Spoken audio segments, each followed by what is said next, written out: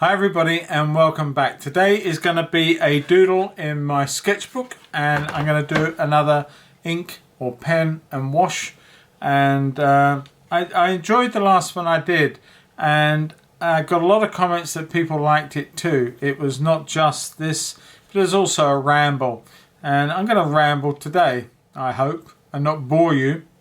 But one of the things was that my other pen, which was a very old, it was actually called a Waterman 50, and it's an American pen, I believe, and they were going very strong in the 1920s, 30s, 40s and 50s, and I think they're still made, but a long time ago. And I sort of picked this one up, and it does need a repair. I think I might look into doing that, because although it's a very old pen and not working as it should, it is working, and it's got a lovely flexible nib. But to get a new one, I looked at some prices of one or two examples, and they're like £300-400. So I thought, no, that's not going to happen. But a few years ago, I actually bought myself a couple of these little beauties, and these are what's called Noodler's Nib. Now, they're an American company, and this is the ink that I use for my one, and it's called Noodler's Black Ink. It is a hard one. I forget what it's called. It's got an actual name. Some of the names that the company has given these inks. But anyway, this is the one that I use. And for a long time I've had these, and you know, I wanted to do some more ink and wash, and I just could not find these pens. I had two, I knew I had two, but I didn't know where they were. So a lot of searching's gone on, and I actually found them today. So I thought it was an opportunity to do a drawing as I did before. I do need to clean the nib. There we are.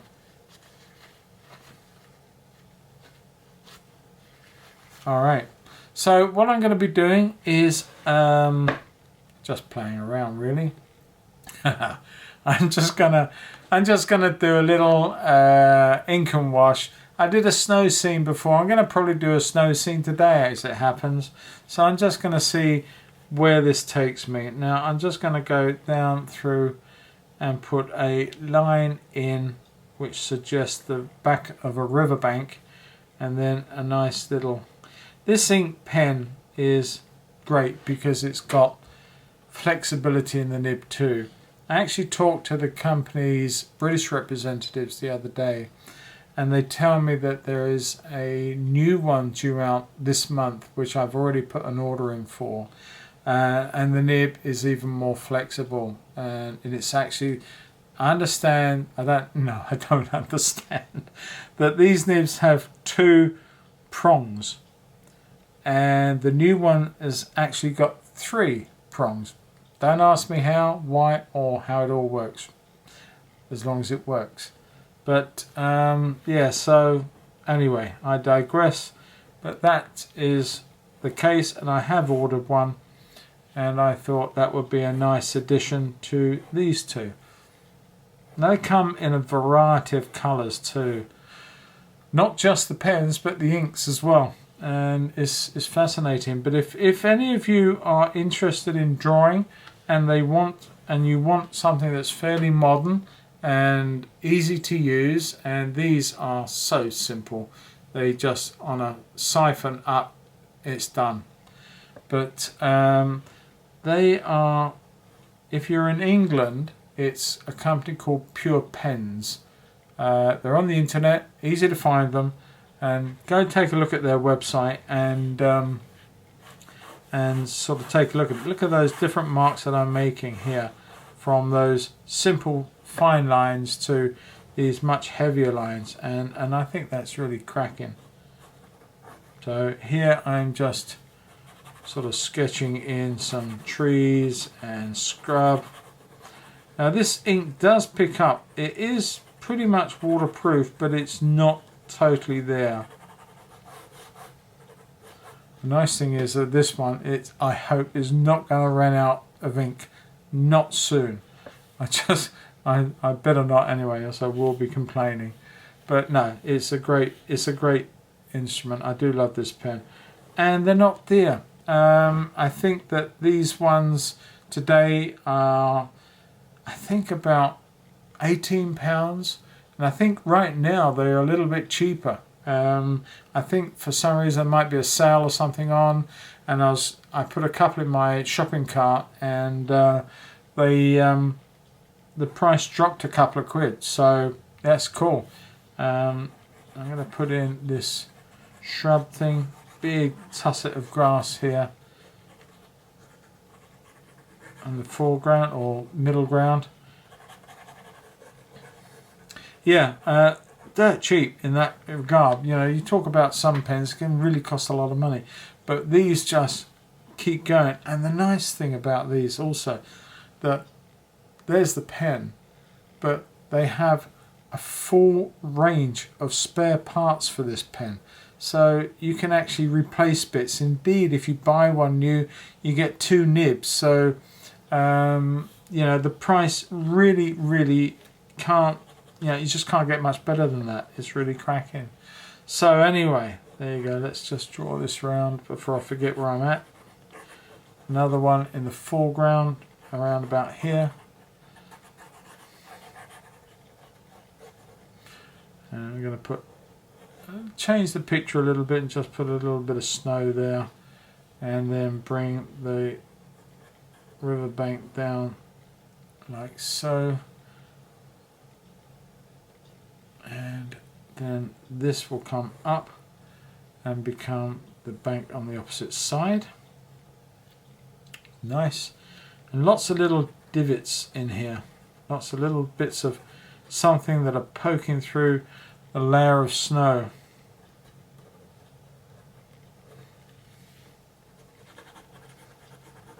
I love scribbling. It's just cool because you just don't know where it's going to go. Not really.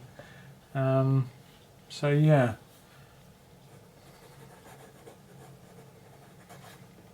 It's a nice way of creating art, and by creating nice marks that will alter, and the painting will alter them further.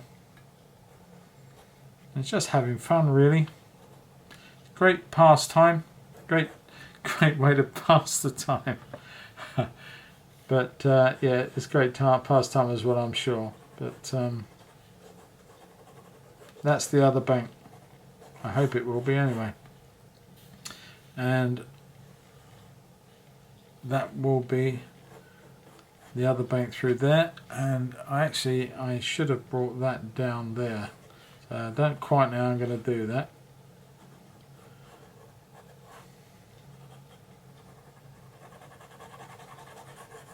So that's going to be a huge tusset of grass there. It's just got vigor.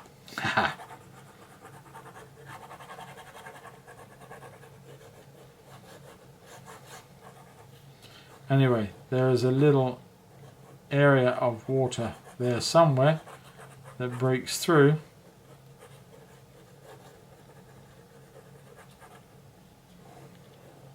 And becomes this other bank. And there's a bit of outlying snow as it comes round here, like that. And then on this tusset, which I will leave because there's quite a bit going into there, so I want to suggest that, like so. But then I want to leave sort of areas that are white paper. So I've got to be careful of that when I do the painting, just to remember those little areas that I do want to leave exclusively white paper. And then there's just little bits of grass in the shallow water. I'm just going to tap those, but tap them in all the same. And they will become part of the river. I did see a pen the other day advertised. Never seen one like it. It wasn't cheap, it was about £50. And it was like electronic pen, and it was for stippling. And you can just keep stipple, stipple, stipple and create these dot pictures. I wasn't seduced into buying one. The £50 said no. But I'm sure they do a good job, and I'm sure they work. But yeah, I just thought I'd mention that. £50 for something that goes tap, tap, tap, tap, tap. I'm sure it's a lot of fun. Right, I'm just losing it a little bit. Must concentrate. That was always the same for my school report. All through. Easily sidetracked. Needs to concentrate. Could have done better. No joy of joys. Never mind. School was a long time ago. So I'm just putting up trees and marks and shapes.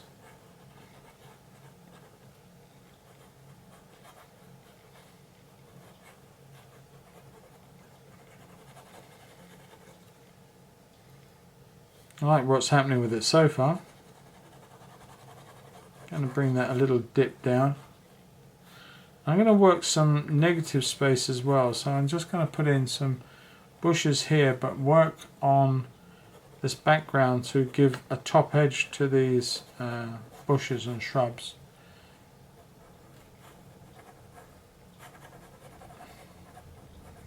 A little bit more involved, this sketch, than the one I did in the book last time, but that's not a problem. I'm going to run that all the way through that back end.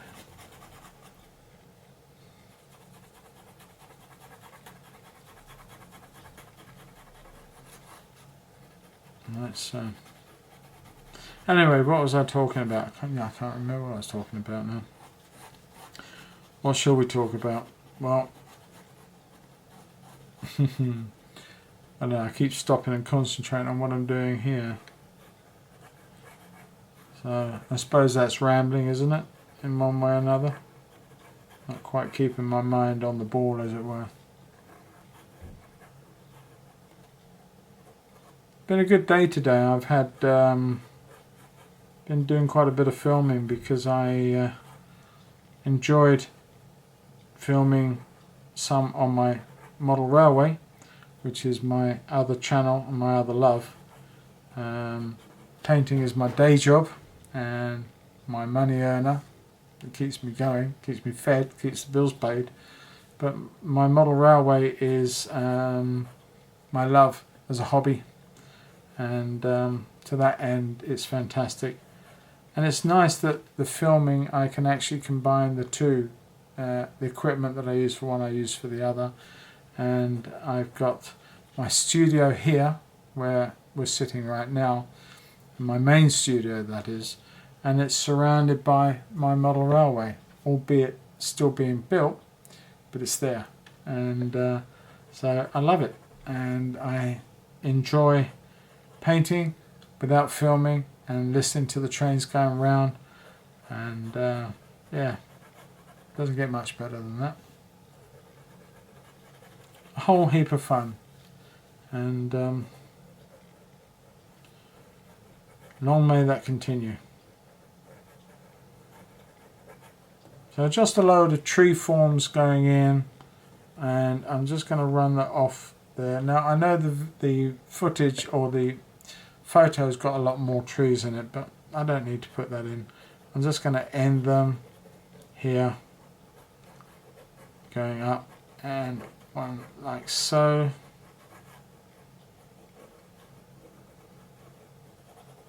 Call that a day in that fashion, and then just end up with maybe a few posts of a gate fence or something that run off. And again, they're not in the photo, but I put them in there. My painting, I can add to it. So that's what I'm going to do, like so. And let that run off with a few marks over there to support the tree idea in the background, like that.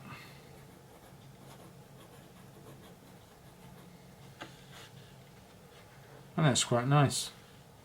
I can always add some more, and I can actually also add some more ink once the painting's done if I feel I need a little bit more scrub or something somewhere else. So to that end, I'm going to stop and I'm going to put some colour in and keep rambling. Right, so here we go. I'm not putting too much cool in. The water's going to be cool, and there's going to be a lot of sort of umbery colours. Let's just check where that all is. There we are. Alright, so let's get cracking. Clean up the palette, take some of that out, and put some nice warm tones first off, some transparent orange or translucent orange. And I'm going to run that in across this sort of rough ground area through here. Doesn't need to be much. This is just an ink and wash. It's just a study. So we're not trying for finishing fantastic main paintings. I just want to put a little bit through the this part here. And look into where else. I'm going to put a little bit of raw sienna and just cool that down and put that in there. And that is going to be my first big clump, and this is my second, like so. And there will be one or two on there, but I'm going to leave those for the minute because what I want to do is put a little bit of bluish colour in. So to that end, I'm going to get rid of that, get some cloth. And I'm going to use some ultramarine violet, quite a lovely colour, but I'm not going to use it purely as it is. I'm going to tap a little bit of Indian red to that just to take it away from the pure violet. And I'm just going to suggest one or two shady areas. Again, they don't exist, but I think that that helps with the idea of snow. So I'm going to put one or two in. And let's look for some light. Unfortunately, the day I took this photo, there was no light. It's very, very flat. So I'm looking at the picture and I'm trying to decide where I can actually put some light sources in. Not too many, but I will put something in. I'm going to put some as a shadow form over the back here. A little bit more violet, a little bit more of the red, not too much, that's way too much. Go back the other way. Okay, let's just see where we're at with that. It's just like one or two undulations in the snow. Odd animal track maybe, who knows, I don't know.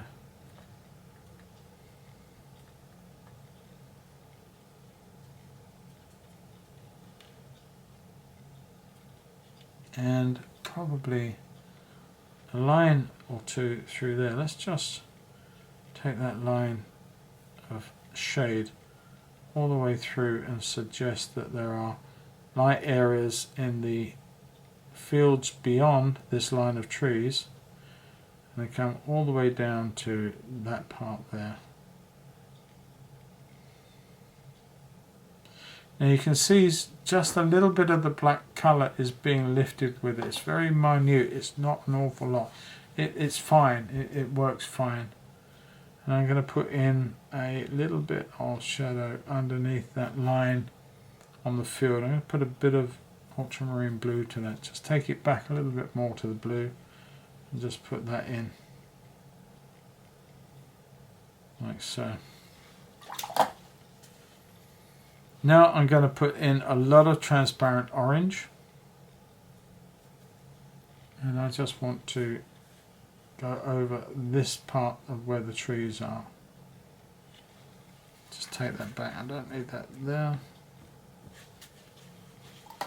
And it's quite dark underneath, so I've got to watch that. So I'm going to come in with some sepia, I'm going to wet that up.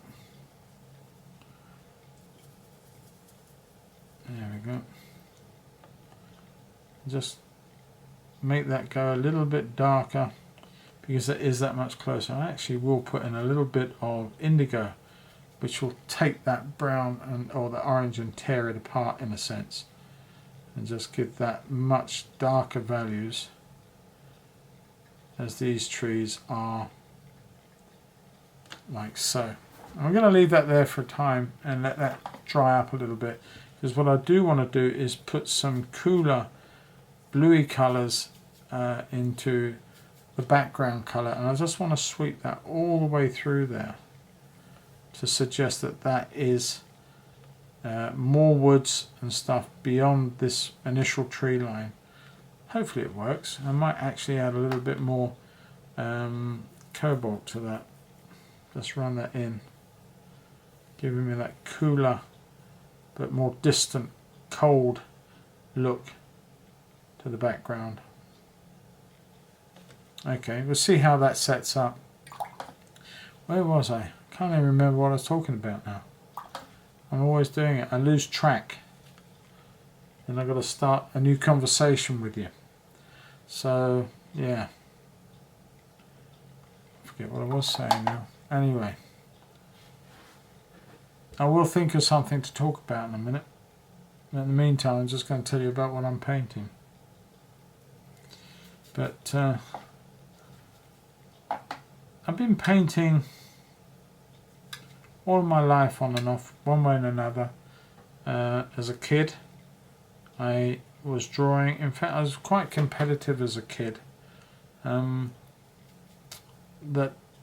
I had a friend who I grew up with, and to this day we're great mates, and he and I used to live a few doors away, and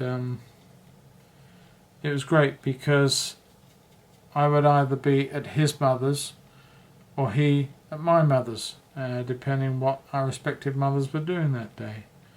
And as such, we had to be occupied, and we either played toy soldiers and had wars.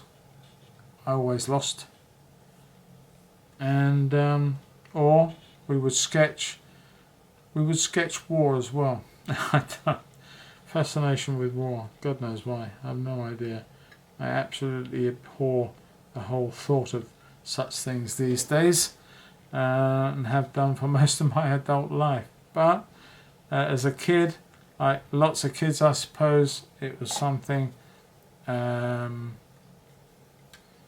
we got involved with.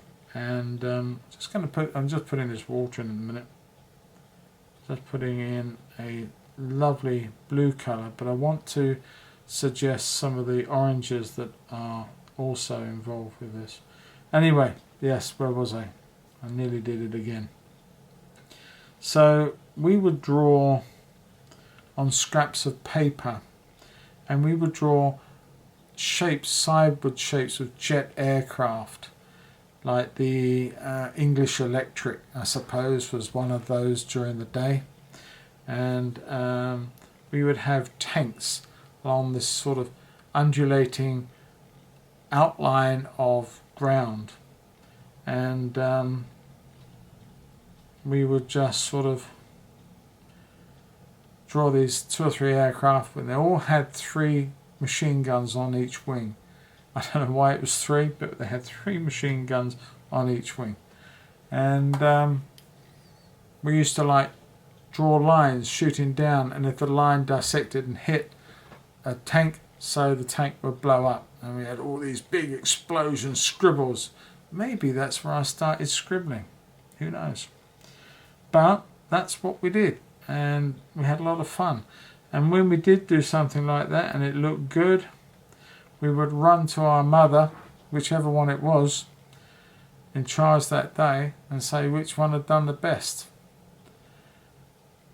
I don't know how many of those I won, but a few, I hope. Anyway, the idea of drawing and painting stayed with me. My mother was an artist and a singer, and my grandmother was a patisserie chef, and so too my sister actually. And so that has stayed with us in one form or another all the time. Actually, I just realised there's some river or water the other side of this. So I'm going to try and put that in. There's not a lot to be seen, but it is there. Okay.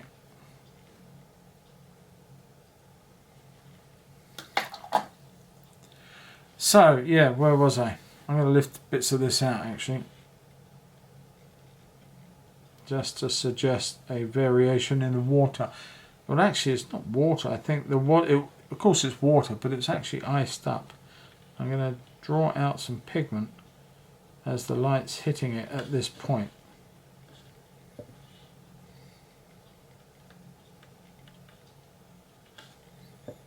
I was talking about my informative days as an artist, as a kid of about 5, 4, 5, 6, I don't know how old I was, but yes, drawing jet aircraft attacking modern tanks, as it were, in a war situation. And the pages looked an absolute bloody mess when we were finished. You could hardly see any white paper. There were that many scribbles and lines over it. But we had fun.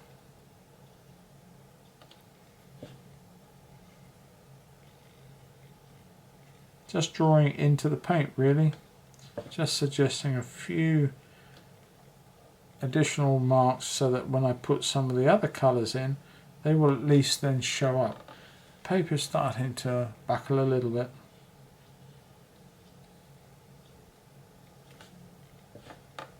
The painting really is going to be about this part. This is just all backup, but this is the real part of the painting here. Try and tease a few lines out this way. No, it's not going to work. So we'll do it this way.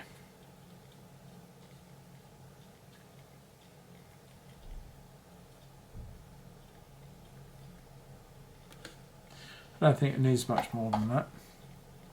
So now I'm going to use a much smaller brush, a rigger. I'm going to put some nice little subtle, not like that I won't, a few subtle marks in to support these tuffets of grass that are coming out in the snow. And this is only a quick idea, this is nothing. This is just for me. This is not a painting that I will try and sell or advertise to sell. It's just merely an exercise for me to have fun. And the more times you draw and sketch, let it be said that if you don't draw and sketch, you're never going to learn anything. I heard it tell once that, for every painter has to learn to draw first before they ever start actually holding brushes and doing stuff like that. So and there's a lot to be said for that. Just going to run in a little dark area along the edge of this, and I'm using pure sepia for that. And what I haven't done, I should have done, I'm just going to run it in now, is the water that runs through here. Hadn't put that in, and that defines that bank of snow in front. Would have done it with a bigger brush, but I had this one in hand, so why not? Okay. So where was I? Let's get back to this a minute. Just going to put in some darker marks, but I'm going to try and leave a few suggested light ones using like negative space into this area, which suggests that this one is going into it. And to that one I'm going to add pure orange, but I'm going to put in, right, that's quite fiery, and that will go on and into making marks there.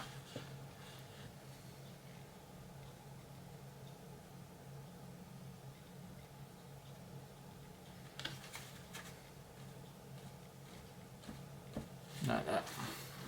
And I can reinforce this as well later on down the road, so I'm not too worried about it right now. I'm just going to allow some of them to darken up and bleed into there. And lift some of this out with warmer colour.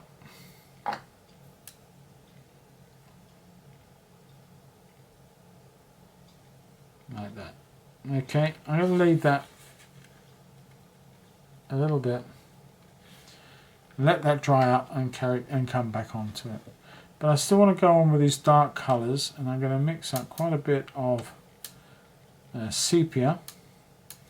And I just want to go along this line here of trees, and I just want to suggest and reinforce the scribbles with sort of trunks of the trees as they disappear into the thicket of wood,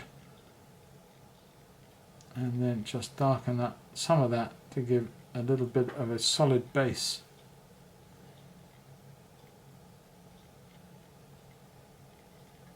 And just reinforce what's there. And the colour underneath is actually sort of reinforcing the whole thing. But I needed to do that just to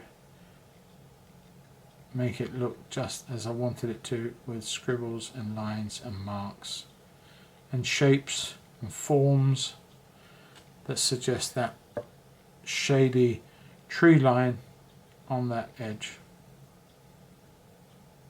And it also allows the darker marks here to set up and show off the area on the field or the woods in the far distance, so that works too. Few taps, few bits of this and that. I'm almost doing the same with the brush or this rigger as I was doing with the pen, to be honest with you. I'm just scribbling and scratching away.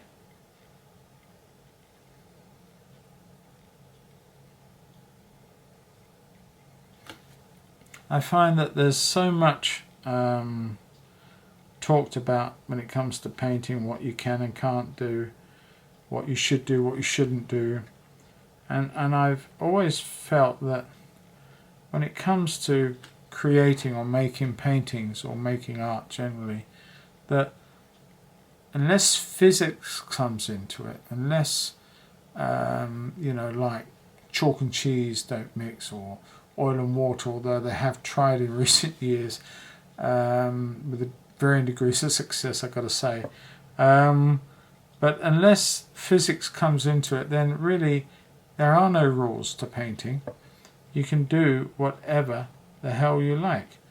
And I think that the whole thing is that through all of time, certainly when art, or since art has become valued as its own thing, and before you were sort of assigned a job by clergy or by a king, I think the sort of what we know as artists today, I think that you know, the only reason that we continue to create art is because we learn and we push and we question. I think the whole thing is about questioning what we do, and in that process of questioning we learn and we can move on to the next thing. I just wanted to stain that little bit in the background. I didn't want it to be too strong. I just wanted it stained to suggest a bit of warmth running through the back there as well. So that's sort of my middle ground. You can see the field in the background, and I want to come back into this area now, and hopefully this is setting up and drying quite nicely. And I want to come in with some of these dark, richer areas, and just to start to draw in and sketch little bits, just as the final little bit to this painting.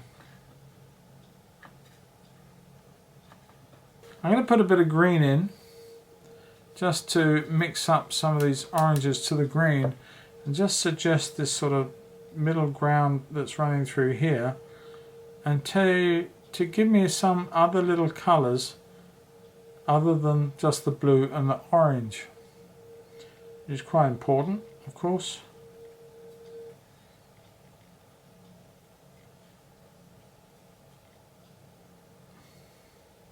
just suggesting that there's something through there on the ground in the contour. Maybe a little bit more orange into that wouldn't hurt. Maybe just a little darker. So let's get some of that orange going and some of the green as well. That's not bad. Just give the base of it a bit of a deeper colour.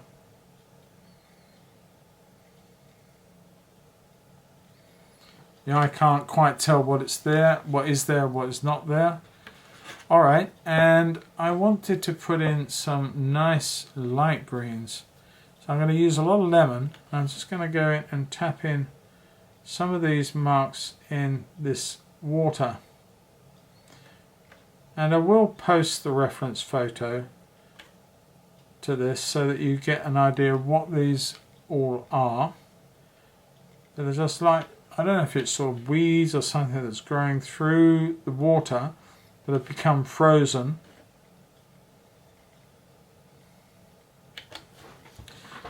And I want to finish those off by putting in a much darker bluish colour as sort of little reflections to some of those. And don't forget the reflection, if it goes that way, the reflection is that way. You just got to watch some of that.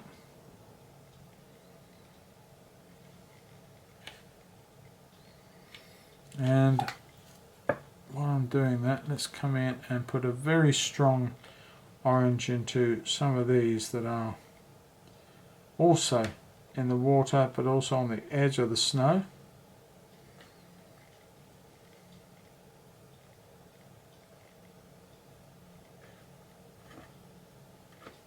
And they're working as direct complementary. It's actually looking quite nice against that blue and that white.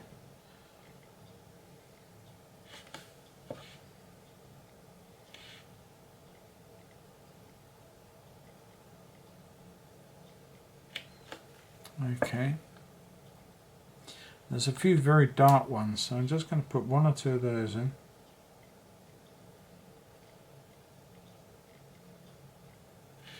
And now I'm going to go back in with some more blues into there. It's gone a little bit too green on me, so I'm going to put in some cobalt or some ultramarine just to suggest the bluish colour, and that's going to be the reflections from whatever this is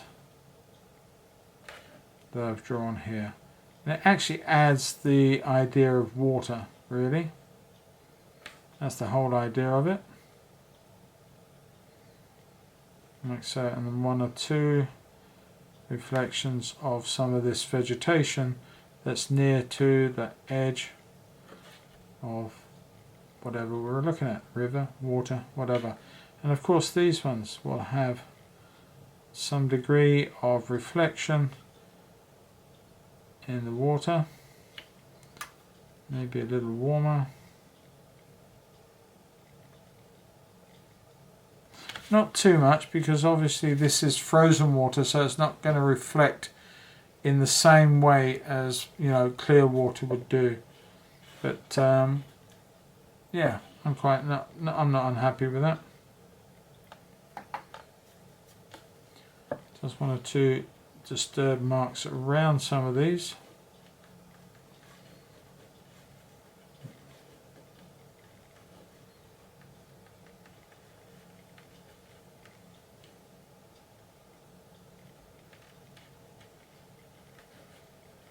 I think we're done.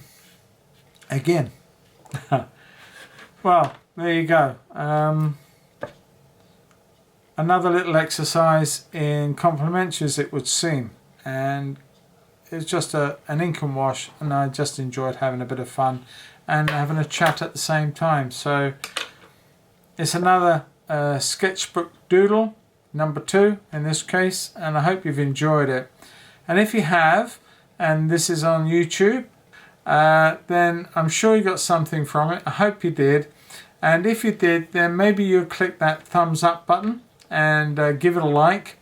And also share this video with your friends. There must be tons of people you know out there that paint. that would enjoy watching it and maybe get something from it.